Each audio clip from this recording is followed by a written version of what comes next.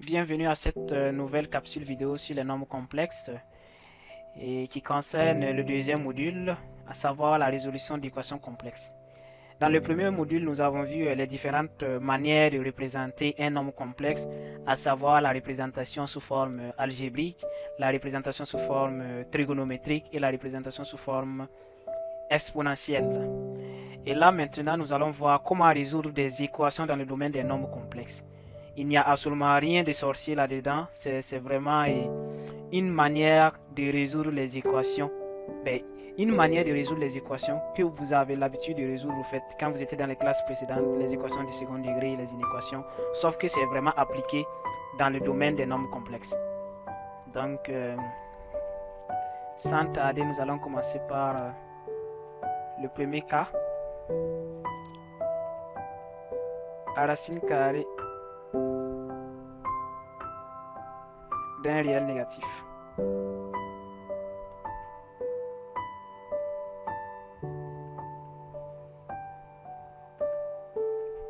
Comme nous l'avons vu dans l'introduction, I c'est un nombre imaginaire de telle manière à ce que quand on élève I au carré, on trouve moins 1. Donc I au carré égale à moins 1. Donc pour tout réel A strictement négatif, c'est-à-dire inférieur à 0, la racine carrée de ce réel va donner soit plus I racine de moins A ou moins I racine de moins A.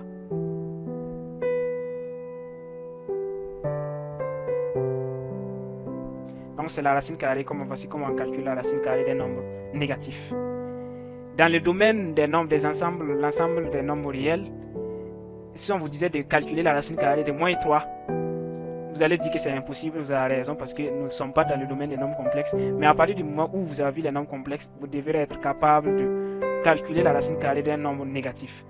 Supposons par exemple qu'on veut calculer la racine carrée de moins 9. La racine carrée de moins 9 est égale à plus I moins I fois racine de moins 9.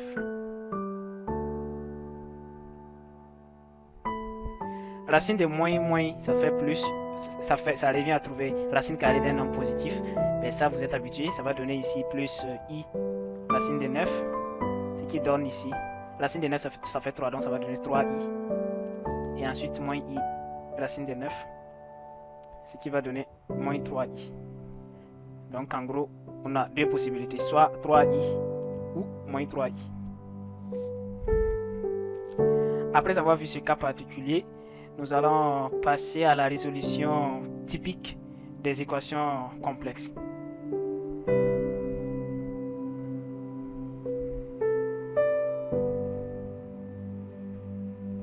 Résolution d'équations complexes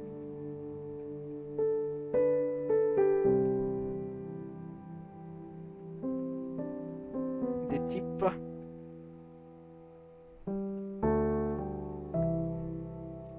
A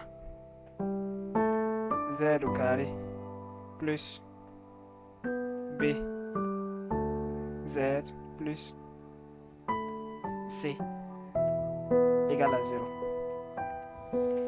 Je pense que cette forme d'équation vous rappelle bien les équations du second degré. Et là, ici, on va l'appliquer au niveau des nombres complexes. Avec A, B et C éléments de R au cube. Donc A et B ici sont des nombres réels. Le premier cas possible, on a si delta supérieur à 0. Delta c'est quoi? Delta c'est le discriminant. Le discriminant, c'est pas la première fois que vous le voyez. En première aussi vous l'avez vu. Le discriminant ici, delta est égal à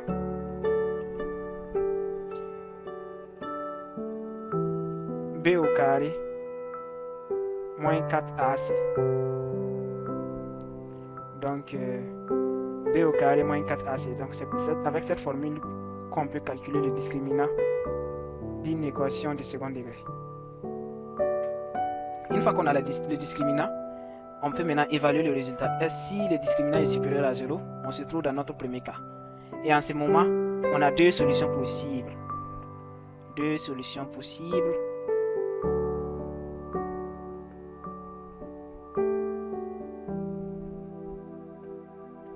La première solution, on a Z1 est égal à moins B plus racine de delta, racine du discriminant, divisé par 2A. Ça, c'est la première solution. Deuxième solution, Z2 moins B moins racine de delta sur 2A. Donc, ces deux solutions existent seulement si et seulement si on a un discriminant qui est strictement supérieur à 0. Strictement supérieur à 0. Et le deuxième cas,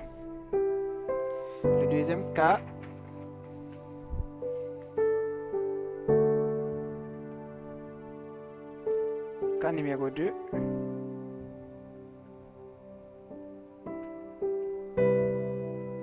si delta est égal à 0. Au cas où vous calculez le discriminant et que vous trouvez que delta est égal à 0, en ce moment, ça va donner une seule solution possible.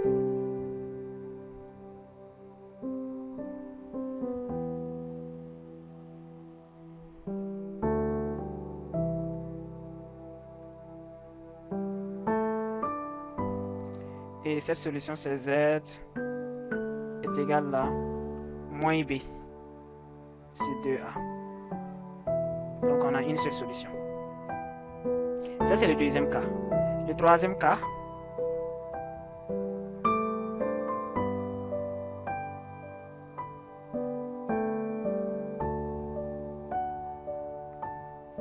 si delta est inférieur à 0 et est un réel.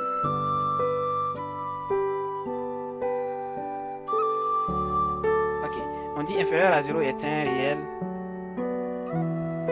Et un réel, ça veut dire quoi? Ça veut dire que delta n'est pas un nombre complexe. Ça veut dire, par exemple, delta peut être égal à moins 3, moins 4, moins 15, moins 10. Ça veut dire ça doit être inférieur à 0. Et aussi, ça ne doit pas être un nombre complexe.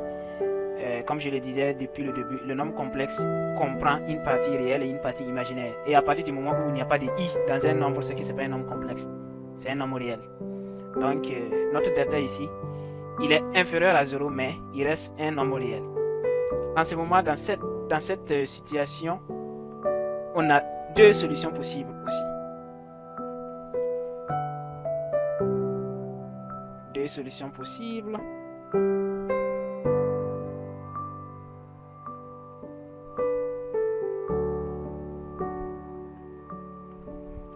On a Z1 qui est égal à moins B plus I racine de moins delta divisé par 2A et Z2 moins B moins I racine de moins delta divisé par 2A. Si vous remarquez, ces deux formules se ressemblent avec le cas numéro 1. La seule différence, c'est la présence du I. Et ici, le I parce que on a un nombre négatif. Et comme on a vu au début, la racine carrée d'un nombre négatif, ça donne soit I racine de moins A ou moins I racine de moins A. Donc c'est ça qui nous donne ici soit plus I racine de moins delta ou moins I racine de moins delta.